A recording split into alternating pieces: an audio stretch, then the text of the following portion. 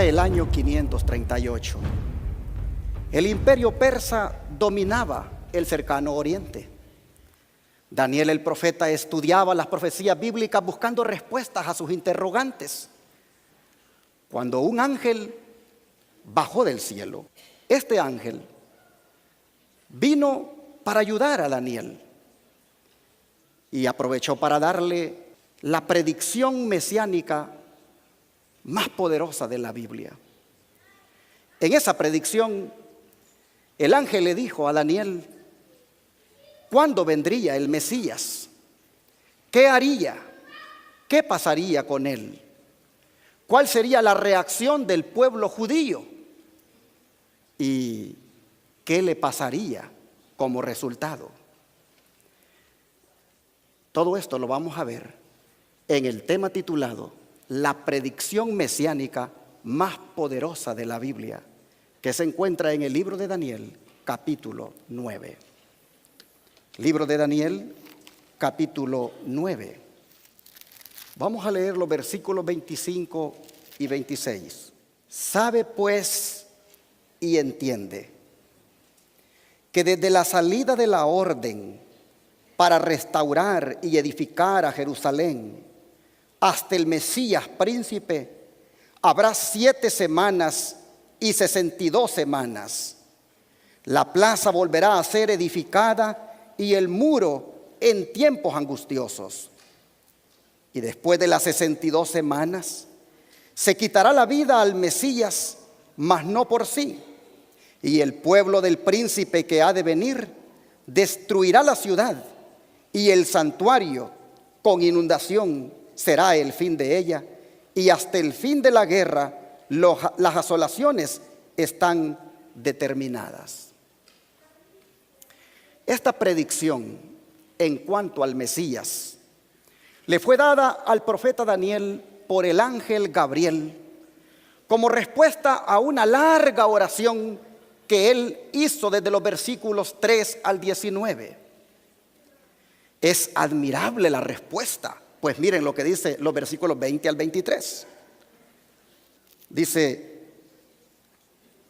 aún estaba yo hablando y orando y confesando mi pecado y el pecado de mi pueblo Israel, y presentaba mi súplica delante de Jehová mi Dios por el monte santo de mi Dios.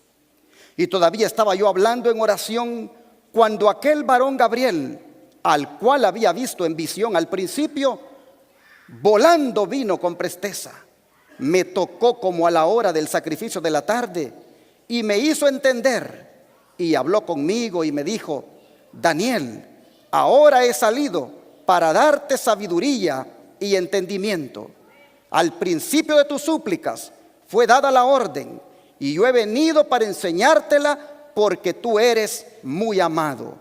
Entiende pues el asunto y considera la visión. Impresionante. Las escrituras dicen que desde que Daniel empezó a orar, al ángel Gabriel se le dio la orden de venir a ayudarlo en su dilema profético. ¿Cuál dilema? Aquel que surgió en su mente cuando escuchó a un ángel en el capítulo 8 diciéndole a otro que hasta cuándo durarían los abusos sobre el pueblo de Dios. Y aquel le respondió que hasta 2300 años. Y al no concebir, al no conciliar la profecía de los 70 años de Jeremías con aquello, nosotros vimos en un estudio anterior que le causó una gran perplejidad.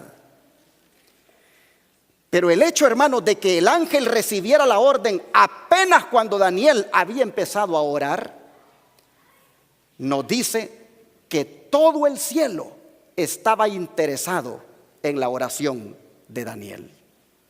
Así lo dice el don profético. En el manuscrito 138 al 139 dice: el espíritu de intercesión estaba sobre Daniel y se aferró al trono del poder infinito, orando fervientemente por la restauración de Jerusalén. Todo el cielo estaba interesado en su súplica. Y antes que terminara su oración, le fue enviado un mensajero de las cortes celestiales. ¿Qué les parece? Todo el cielo interesado en su súplica. Pregunto, ¿vale la pena orar? Claro que sí. Y entre varias cosas que pidió Daniel, nosotros hemos leído que estaba la restauración de Jerusalén. Pero ¿qué quería él que fuera restaurado ahí en Jerusalén? Si ustedes notan en el verso 20, al final del versículo, dice que él oraba por el monte santo de mi Dios. El monte santo aquí, mis hermanos, no es otra cosa que una referencia al santuario que había allí en Jerusalén. Pero me gusta que dice, al principio de tus súplicas me fue dada la orden. Esto nos dice que Dios ya estaba respondiendo al profeta y él ni se daba cuenta. ¿Cuántas veces habrá sucedido eso con nosotros? ¿Cuántas veces habremos orado y Dios nos ha respondido aun cuando apenas hemos comenzado? Ahora, ¿por qué fue atendida la oración de Daniel? ¿Por qué Dios la atendió apenas cuando empezó a orar?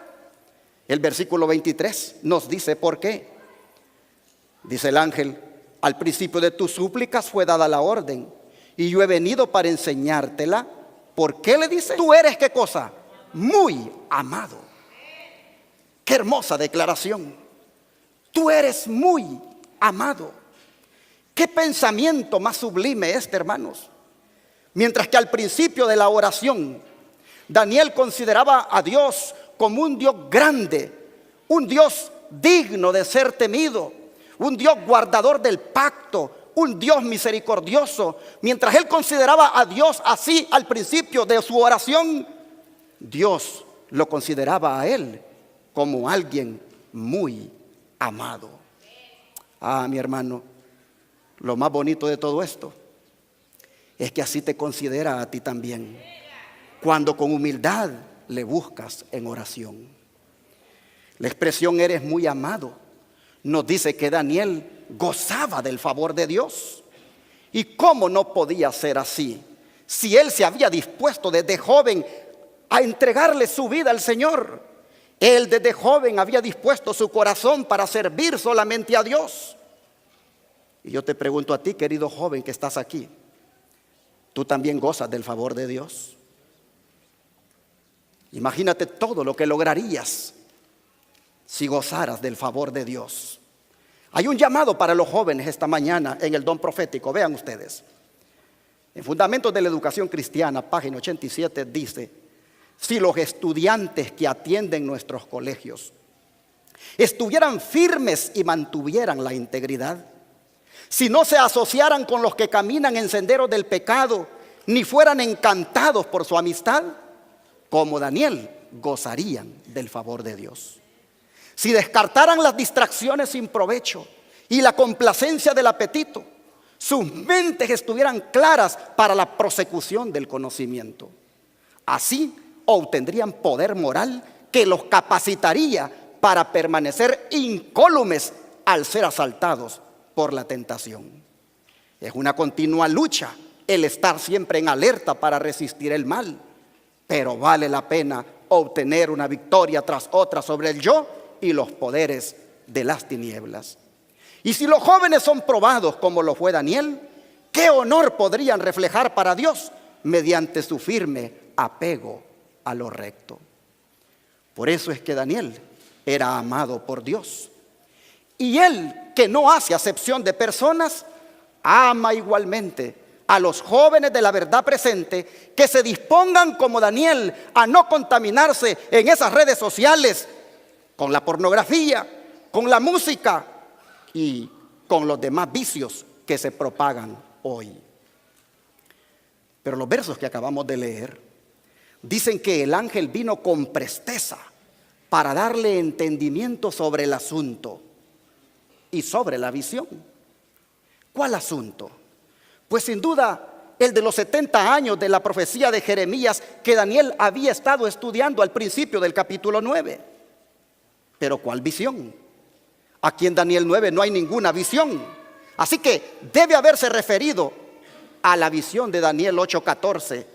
Es decir, a la de los 2300 años que, como ya dije, había impactado al profeta al punto que había desmayado y se había enfermado por algunos días. En todo ese contexto, el ángel le va a relatar ahora a Daniel el plan de Dios para su pueblo y la predicción mesiánica más poderosa de la Biblia. Comencemos con el verso 24. 70 semanas, le dice, están determinadas sobre tu pueblo y sobre tu santa ciudad, para acabar la prevaricación y concluir el pecado y expiar la iniquidad, y para traer la justicia eterna y sellar la visión y la profecía y ungir al santo de los santos. Quiero llamar su atención, hermanos, al hecho de que el ángel dice que 70 semanas están determinadas sobre tu pueblo, es decir, sobre el pueblo judío. Pero esta expresión, determinadas, en el idioma original, es decir, el hebreo, de donde ha sido traducida, realmente quiere decir cortadas. La pregunta es, ¿cortadas de dónde? Si este periodo de tiempo es justamente eso, un periodo de tiempo, entonces debe ser cortadas de otro periodo de tiempo más largo que este, por supuesto. Y en el contexto, el único periodo de tiempo que Daniel conocía era el de los 2300 tardes y mañanas que se encuentra en el capítulo 8, verso 14. Ya nosotros hemos estudiado esto anteriormente, pero esto que estoy diciendo es confirmado por el espíritu de profecía al decirnos que las 70 semanas serían descontadas de allí, de los 2300 años. Miren ustedes esta declaración. Conflicto de los siglos, página 372 a la 373, dice: la palabra traducida por determinadas significa literalmente descontadas. El ángel declara que 70 semanas, que representaban 490 años, debían ser descontadas por pertenecer especialmente a los judíos. ¿Pero de dónde fueron descontadas? Como los 2300 días son el único periodo de tiempo mencionado en el capítulo 8, deben constituir el periodo del que fueron descontadas las 70 semanas.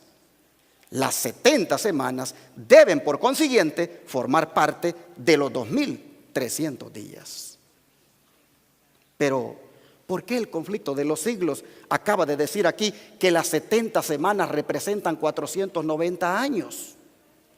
Porque, hermanos, al ser parte de los 2300 días, y estos equivalían a años, lógicamente las 70 semanas igualmente tenían que ser semanas de años. ¿Por qué decimos que los 2300 días representaban años? Porque los acontecimientos que acontecerían durante ese periodo nunca se pudieron haber cumplido en días literales. Hoy que los tiempos han pasado, nosotros podemos comprobar que realmente así ha sido. Pero ¿de dónde sacamos ese principio de interpretación profética de que un día en profecía equivale a un año? ¿Será este un invento de los adventistas? ¿O estará sustentado en la palabra de Dios? Miremos algunos textos. Números 14:34, por ejemplo. Aquí encontramos que dice: conforme al número de los días de los 40 días en que reconocisteis la tierra, llevaréis vuestras iniquidades 40 años, un año por cada día, y conoceréis mi castigo. Estas palabras fueron dichas para aquel pueblo incrédulo que no quiso entrar a la tierra prometida, cuando después de 40 días de ser inspeccionada por los espías, ellos decidieron mejor rebelarse y no entraron. Por los 40 días que duró la expedición, Dios dijo: 40 años entonces se quedarán en el desierto. Aquí vemos aplicado el principio de día por año. Pero veamos Ezequiel 4, versos 5 y 6. Ezequiel 4, vamos a leer desde el 4. Ezequiel 4, verso 4. Y tú te acostarás sobre tu lado izquierdo, y pondrá sobre él la iniquidad de la casa de Israel. El número de los días que dormirá sobre él llevará sobre ti la iniquidad de ellos. Yo te he dado los años de su iniquidad por el número de los días, 390 días. Así llevarás la iniquidad de la casa de Israel. Y cumplidos estos te acostarás otra vez sobre tu lado derecho y llevarás la iniquidad de la casa de Judá 40 días, día por año te lo he dado. Así que nosotros con estas pruebas bíblicas podemos mostrar que el principio de interpretación profética de día por año nos lo da el mismo Dios. Pero volviendo a los versículos, Daniel 9, versículos 24 y 25. 70 semanas, le dice, están determinadas sobre tu pueblo y sobre tu santa ciudad, para acabar la prevaricación y concluir el pecado y expiar la iniquidad, y para traer la justicia eterna y sellar la visión y la profecía y ungir al santo de los santos. Sabe pues y entiende que desde la salida de la orden para restaurar y edificar a Jerusalén hasta el Mesías príncipe habrá 7 semanas y 62 semanas. La plaza volverá a ser edificada y el muro en tiempos angustiosos. Nosotros encontramos la primer gran noticia en estos textos de que se le confirma al profeta que la profecía de Jeremías 25 se va a cumplir. De que al final de los 70 años, después de estar cautivos en Babilonia, se le confirma a Daniel que el pueblo va a regresar. La primera noticia bonita para Daniel en estos textos es que sí va a haber edificación, que Jerusalén va a ser restaurada, que los 70 años de la profecía de Jeremías han terminado. La profecía que antes de orar él había estado estudiando esmeradamente. La segunda gran noticia que se le da a Daniel es que durante ese periodo de 70 semanas, que son 490 días, multiplicando 70 por 7 días que tiene la semana, pero que equivaldrían a 490 años aplicando el principio que ya hemos visto de un día por año. La segunda gran noticia que le da el ángel es que en ese tiempo aparecería el Mesías largamente esperado. Tendrían el privilegio de que Dios los visitaría. Tendrían el privilegio de que Dios caminara por sus calles y que fuera bautizado, acto que equivalía a ser ungido y por el cual se le llamaba Mesías, pues Mesías significa el ungido. Eso es lo que dijo él cuando fue allá a Nazaret después de su bautismo. ¿Qué dijo él allí? El Espíritu del Señor, dijo, ¿qué cosa? Está sobre mí. ¿Por qué? Dijo, porque me ha ungido. Él allí se presentó como el Mesías. Pero noten ustedes que el ungimiento se lo había dado el Espíritu Santo. Y esto es confirmado por el don profético. Dicen Profetas y Reyes, página 514, que de acuerdo con la profecía, Jesús recibió en ocasión de su bautismo el ungimiento del Espíritu Santo. Y poco después comenzó su ministerio. Se proclamó entonces el mensaje: el tiempo es cumplido. ¿Cuál tiempo era cumplido? El tiempo que la profecía decía que llegaría el Mesías. Pero hay dos malas noticias. Hay dos malas noticias que también el ángel le trae a Daniel y que tristemente ocurrirían durante las 70 semanas. Si ustedes notan el verso 26, miren ustedes las malas noticias. Después le dice: de las 62 semanas se quitará la vida al Mesías, mas no por sí. Y el pueblo del príncipe que ha de venir destruirá la ciudad y el santuario. Con inundación será el fin de ella, y hasta el fin de la guerra las asolaciones están determinadas. Hermanos, Daniel debe haber sentido emociones encontradas aquel día, porque tristemente también se entera de que su Mesías tan largamente esperado se le iba a quitar la vida. Y también se le dice que el templo sería destruido nuevamente. Babilonia se los destruyó cuando fue llevado cautivo. Ellos al regresar reconstruirían los muros y por ende el templo. Pero lamentablemente se le dice que se los volverían a destruir. Pero ¿cuándo se cumplirían, hermanos, estas cosas del Mesías que la profecía decía?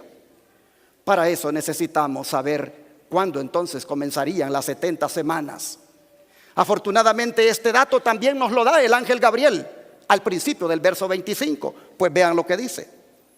Sabe pues y entiende que desde la salida de la orden para restaurar y edificar a Jerusalén hasta el Mesías príncipe, habrá 7 semanas y 62 semanas. La plaza volverá a ser edificada y el muro en tiempos angustiosos.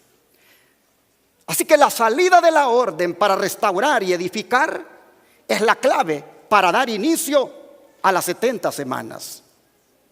Pero ¿cuál orden? ¿Cuál orden si la Biblia registra por lo menos 3 órdenes? ¿Cuál de ellas debemos tomar como el inicio? La primera de las 3 órdenes fue dada por Ciro en el año 537 antes de Cristo. La segunda fue dada por Darío I Gistaspes en el año 519.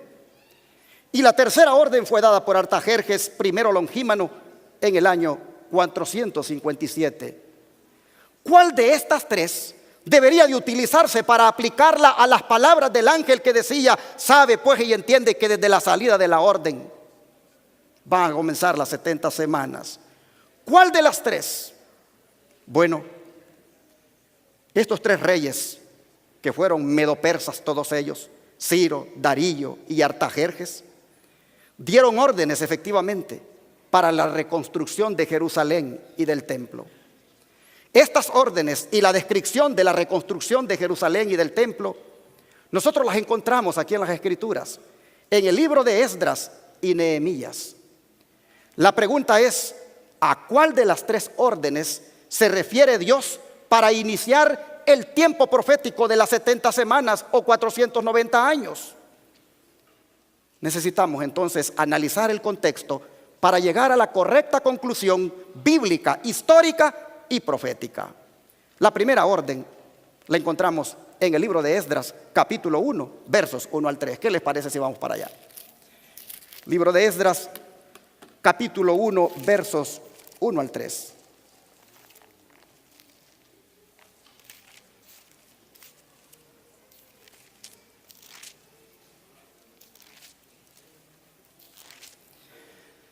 Y la palabra de Dios nos dice: en el primer año de Ciro, rey de Persia, para que se cumpliera la palabra de Jehová por boca de Jeremías, Jehová despertó el espíritu de Ciro, rey de Persia, el cual hizo pasar pregón por todo su reino y también por escrito, diciendo: así ha dicho Ciro, rey de Persia: Jehová Dios de los ejércitos me ha dado todos los reinos de la tierra y me ha mandado que le edifique casa en Jerusalén que está en Judá. ¿Quién hay entre vosotros de todo su pueblo? Sea Dios con él y suba a Jerusalén que está en Judá y edifique la casa a Jehová Dios de Israel. Él es el Dios, la cual está en Jerusalén.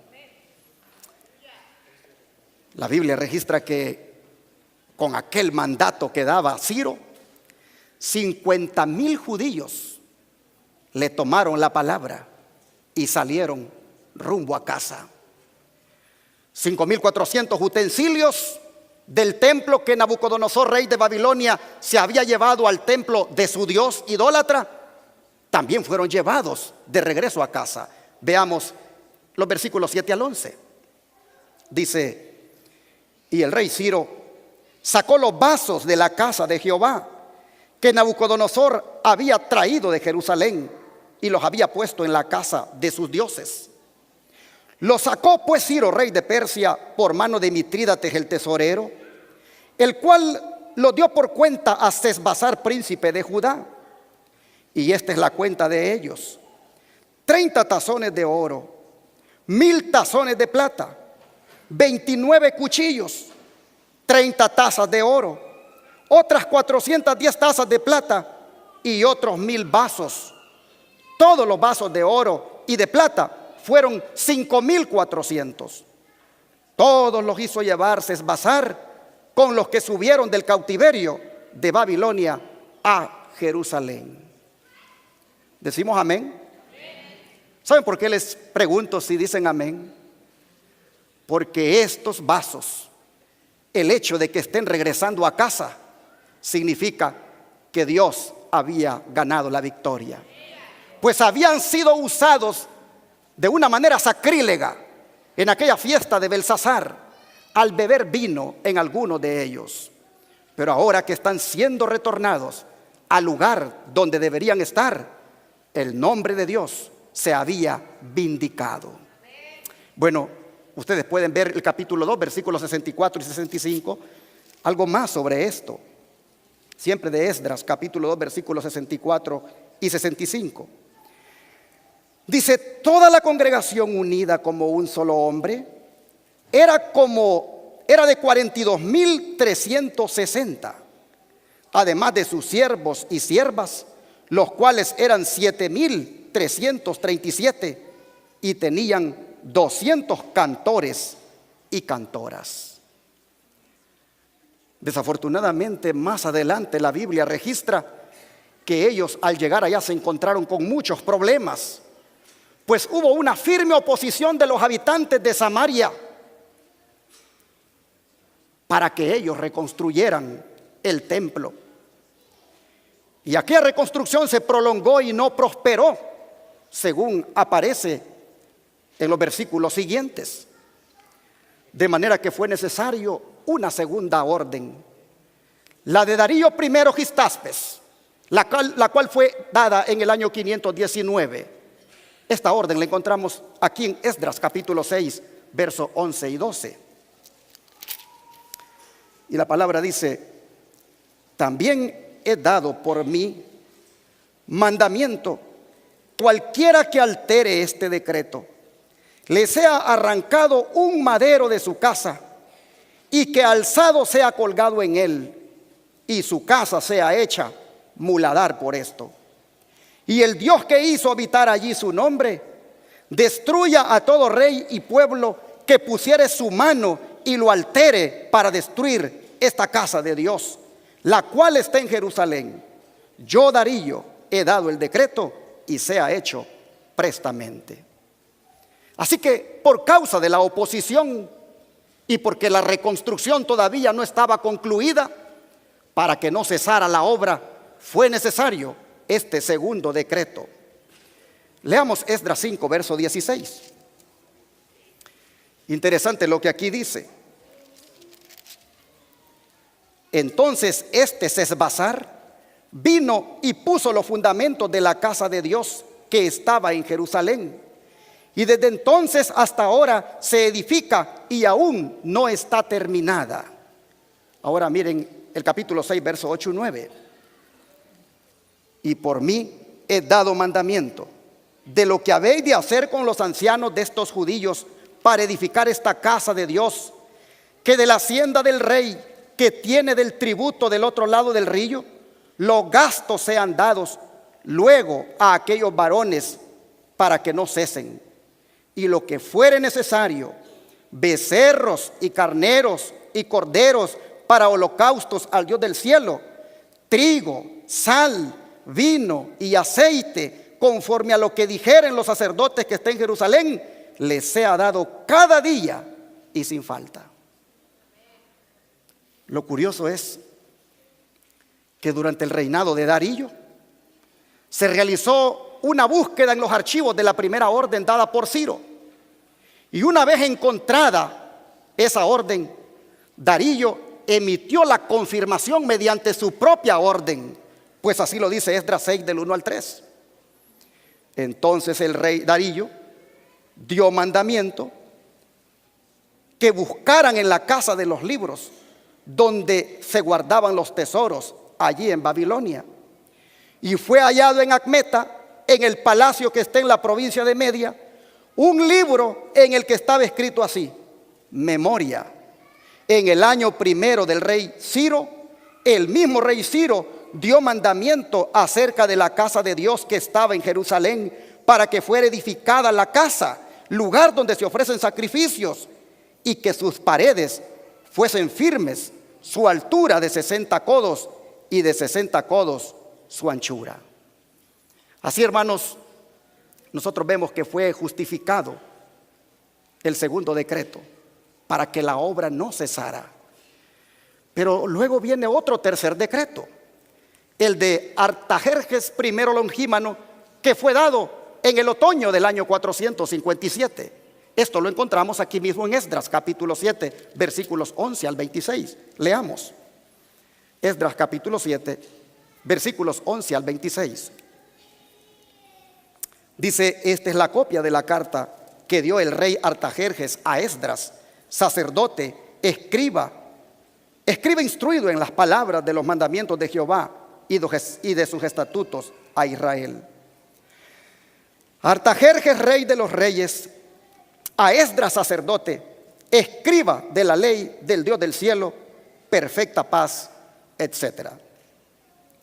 Por mí he dado mandamiento que cualquiera que quisiere en mi reino del pueblo de Israel y de sus sacerdotes y levitas ir contigo a Jerusalén, que vaya. Porque de parte del rey y de sus 7 consejeros eres enviado a visitar a Judea y a Jerusalén, conforme a la ley de tu Dios que esté en tu mano, y a llevar la plata y el oro que el rey y sus consultores voluntariamente ofrecen al Dios de Israel, cuya morada esté en Jerusalén. Y toda la plata y el oro que hallares en toda la provincia de Babilonia, con las ofrendas voluntarias del pueblo y de los sacerdotes que de su voluntad ofrecieren para la casa de su Dios que está en Jerusalén.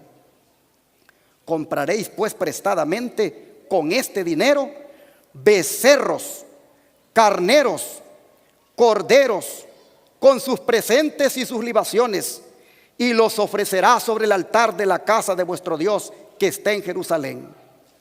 Y lo que a ti y a tus hermanos os parezca hacer con el resto de la plata y el oro, hacedlo conforme a la voluntad de vuestro Dios.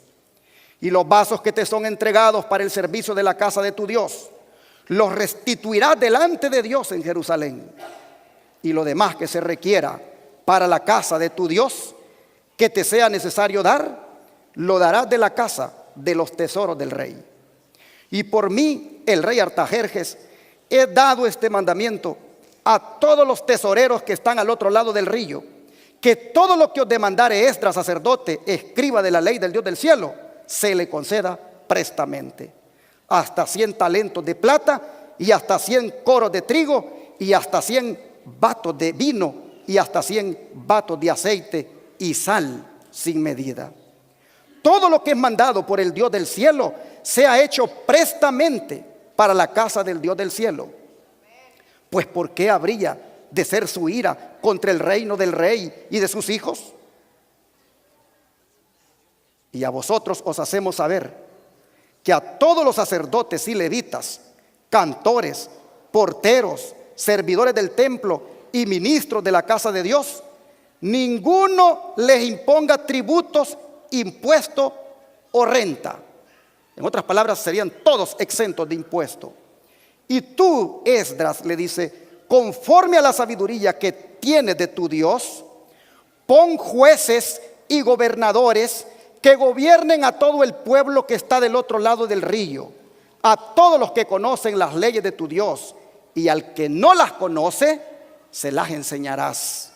Y cualquiera que no cumpliere la ley de tu Dios y la ley del rey prestamente, sea juzgado o a muerte o a destierro o a confiscación de bienes o a prisión.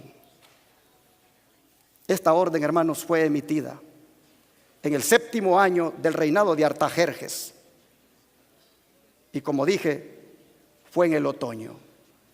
Pero si ustedes notaron, esta orden fue superior a las otras dos órdenes, pues esta orden era completa.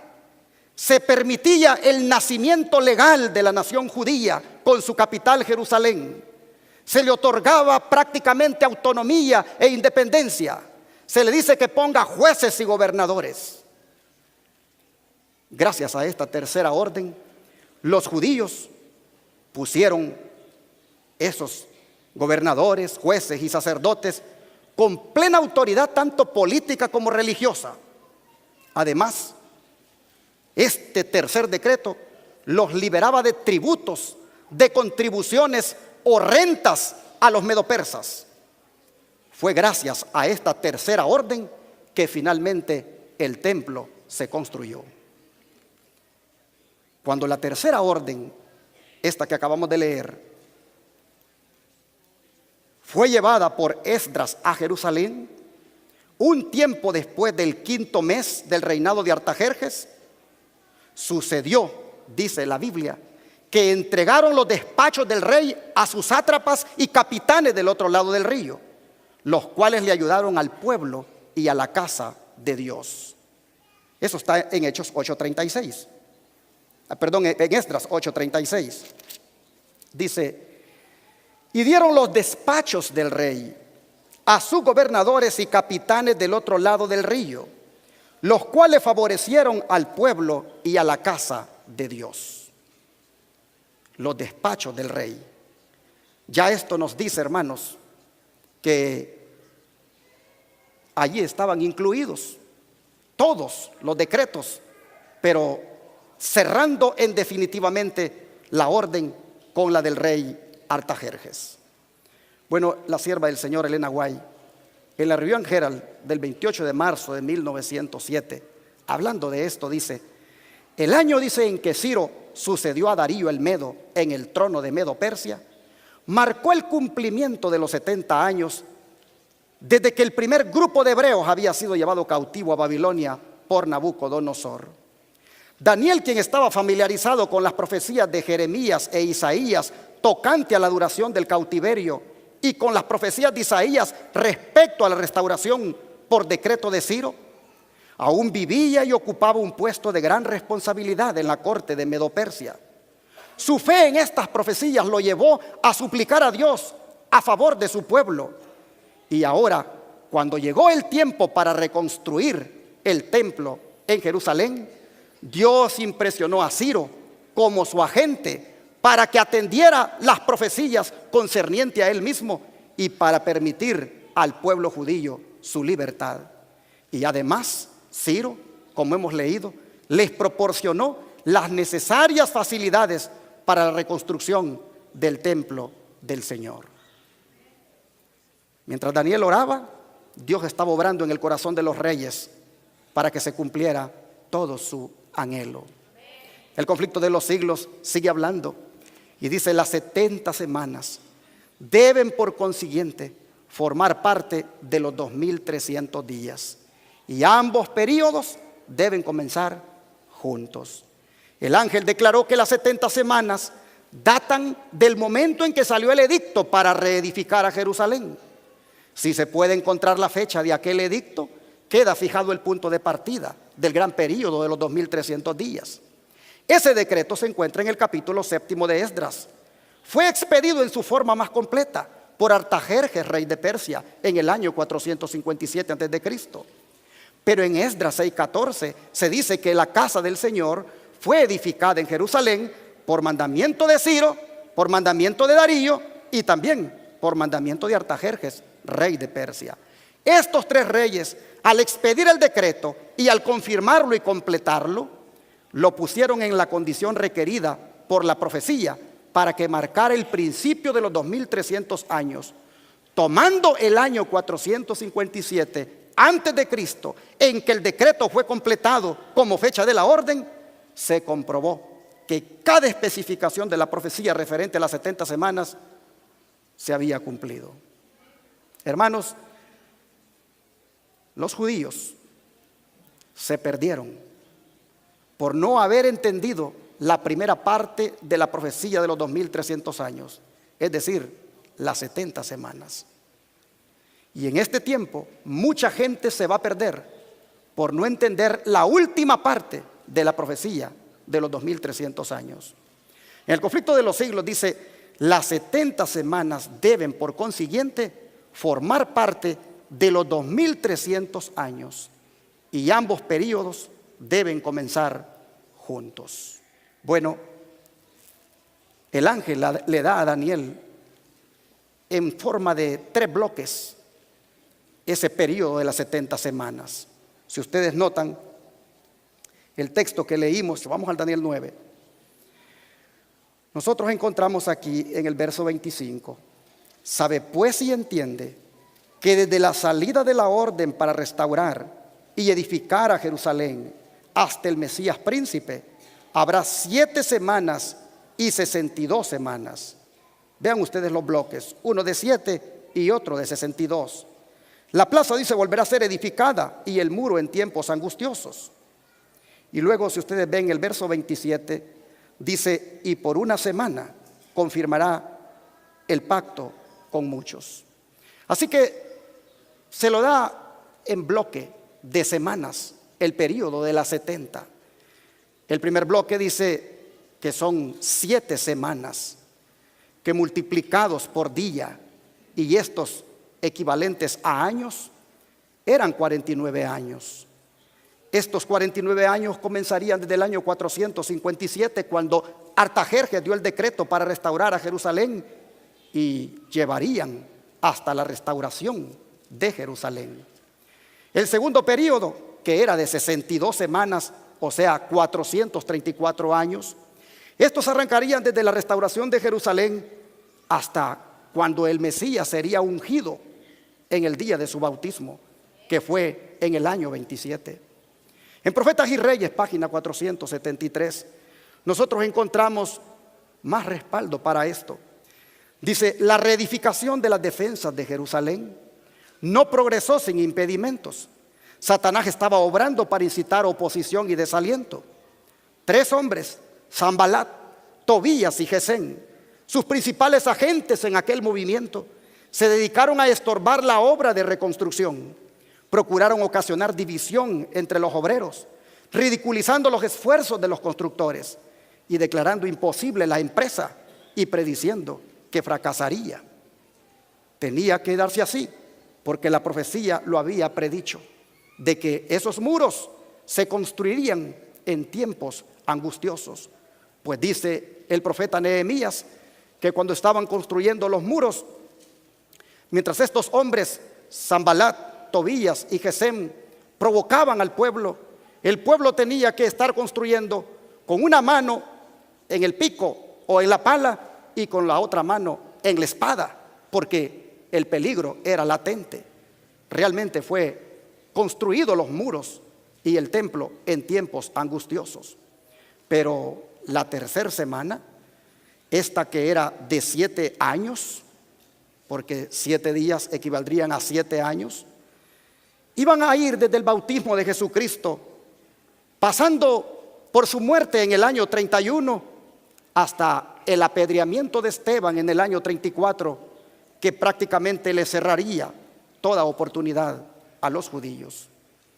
Por eso hemos dicho que esta es la predicción mesiánica más poderosa de la Biblia, porque aquí a Daniel se le dijo cuándo vendría el Mesías, cuándo moriría, cuál sería la reacción del pueblo judío para con él y qué le vendría como resultado.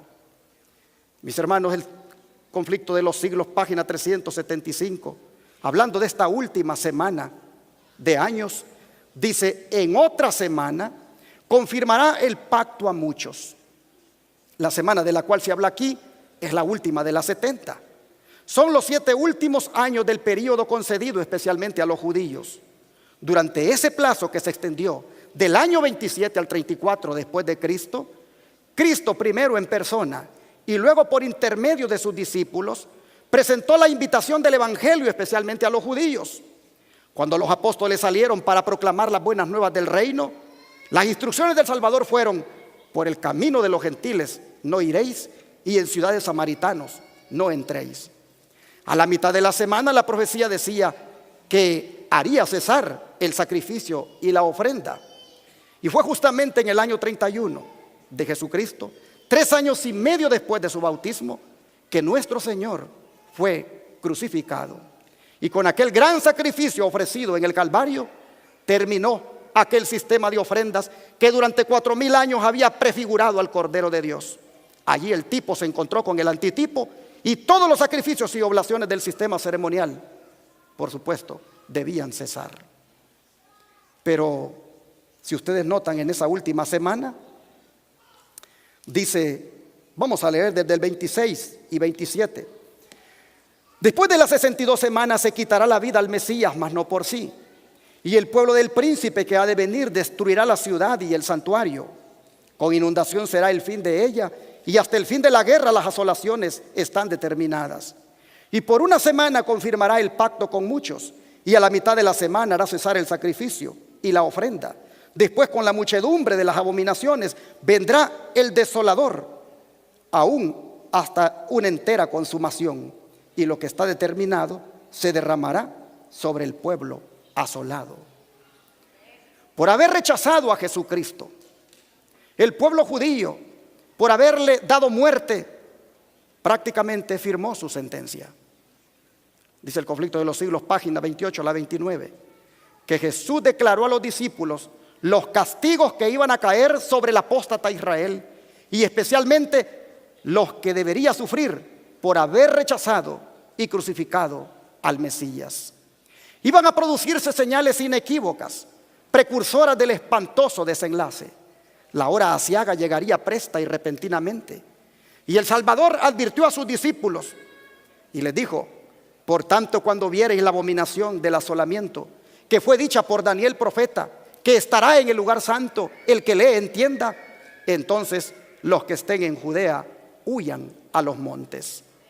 Tan pronto como los estandartes del ejército romano idólatra fueran clavados en el suelo sagrado, que se extendía varios estadios más allá de los muros, los creyentes en Cristo debían huir a un lugar seguro.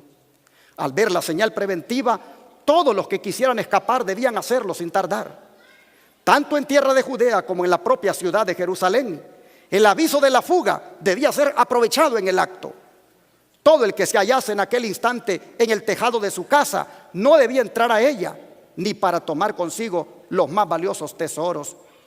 Los que trabajaran en el campo y en los viñedos no debían perder tiempo en volver por las túnicas que se hubieran quitado para sobrellevar mejor el calor y la faena del día. Todos debían marcharse sin tardar si no querían verse envueltos en la ruina general. Sigue diciendo el Conflicto de los Siglos 39 a la 41 en esas páginas, que una vez se destruyó el templo, no tardó la ciudad entera en caer en poder de los romanos. Los caudillos judíos abandonaron las torres que consideraban inexpugnables, y Tito las encontró vacías. Las contempló asombrado y declaró que Dios mismo se las había entregado en sus manos, pues ninguna máquina de guerra, por poderosa que fuera, hubiera logrado hacerle daño a tan formidables baluartes. La ciudad y el templo fueron arrasados hasta sus cimientos. El solar sobre el cual se irguiera el santuario fue arado como campo, tal como lo había dicho el profeta Jeremías. En el sitio y en la mortandad que le siguió, dice que perecieron más de 1 millón de judíos. Los que sobrevivieron fueron llevados cautivos, vendidos como esclavos, conducidos a Roma para enaltecer el triunfo del conquistador, arrojados allí a las fieras del circo o desterrados y esparcidos por toda la tierra. Los judíos habían forjado así sus propias cadenas, habían colmado la copa de la venganza, en la destrucción absoluta de que fueron víctimas como nación y en todas las desgracias que les persiguieron en la dispersión. No hacían sino cosechar lo que habían sembrado con sus propias manos. Dice el profeta Oseas: es tu destrucción, oh Israel, el que estés contra mí, porque has caído por tu iniquidad. Los padecimientos de los judíos son muchas veces representados como castigo que cayó sobre ellos por decreto del Altísimo. Así es como el gran engañador procura ocultar su propia obra. Por la tenacidad con que rechazaron el amor y la misericordia de Dios, Los judíos le hicieron retirar su protección y Satanás pudo regirlos como él quiso. Las horrorosas crueldades perpetradas durante la destrucción de Jerusalén demuestran el poder con que se ensaña Satanás sobre aquellos que ceden a su influencia. Mis hermanos, en esta predicción mesiánica más poderosa de la Biblia, aparece cuándo vendría el Mesías y cuándo moriría, y cuál sería la reacción del pueblo judío para con él y los resultados que le vendrían por eso. Pero hay algo en esta profecía que no aparece, y es cuándo nacería el Mesías. Predice cuándo vendría el Mesías. El Mesías vino cuando fue ungido en el río Jordán, en el año 27. Ese acto lo hizo el Mesías. Mesías quiere decir el ungido. Predecía la profecía, repito, ¿cuándo vendría el Mesías? No cuándo nacería. De manera que lo que están haciendo muchas iglesias ahora, celebrando el nacimiento de Cristo en estos días, simplemente raya en el paganismo. Y las iglesias que dedican tiempo en estos días para celebrar Navidad, para celebrar el nacimiento de Cristo, lo único que están haciendo esas iglesias es fomentando el paganismo en sus feligreses. No hay fundamento alguno para celebrar un nacimiento de Cristo en estos días.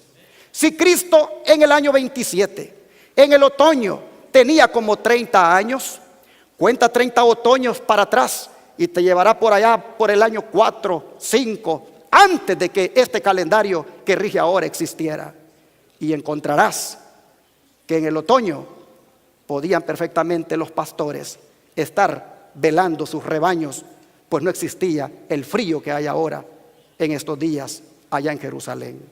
De manera que la profecía solo nos decía cuándo vendría el Mesías, qué haría, qué pasaría con él, cuándo moriría. Pero si esta profecía de las 70 semanas terminó en el año 34 con grandes eventos como esto que acabo de mencionar y el apedreamiento de Esteban, también la profecía de los 2300 años terminaría con un grande evento. ¿De qué evento estamos hablando? Eso lo miraremos en el próximo estudio profético. Por ahora, démosle gracias a Dios por nuestro Mesías, porque en el tiempo señalado vino a morir por nosotros. En el tiempo señalado nuestro Mesías apareció en el mundo para salvarnos a todos nosotros. ¿Has hecho tú de Cristo tu Mesías? ¿Has hecho tú de Cristo tu Mesías, tu Salvador, tu Libertador? Oh, hermanos, yo quisiera animarte a que si no has hecho de Cristo tu Mesías, lo hagas prontamente, porque Israel, por no haber hecho de él su Mesías, ya hemos leído todo lo que le vino. No lo vamos a hacer por miedo, sino por amor. Pero hagamos de Cristo nuestro Mesías, hagamos de Cristo nuestro Salvador, hagamos de Cristo nuestro Libertador. Yo pregunto en esta hora, ¿habrá alguien aquí entre nosotros que quisiera hacer de Cristo su Mesías? Es más, ¿habrá alguien aquí entre nosotros que quisiera afirmarse como seguidor del Mesías? Oh, hermanos, yo quisiera ahora hacer una oración de agradecimiento por ese Mesías que vino, por ese Mesías que en la profecía, en su tiempo exacto, apareció en el mundo. Yo quisiera ahora agradecer a Dios con una oración por ese Mesías que me libertó del pecado. Pregunto en esta hora, ¿habrá alguien entre todos ustedes que quiera venir aquí adelante para que hagamos una oración de agradecimiento por nuestro Mesías? ¿Quién quisiera venir aquí adelante y participar de esta oración de agradecimiento por la libertad que Él nos ha dado, la libertad del pecado? Yo esperaré a los que quieran venir a participar de esta oración.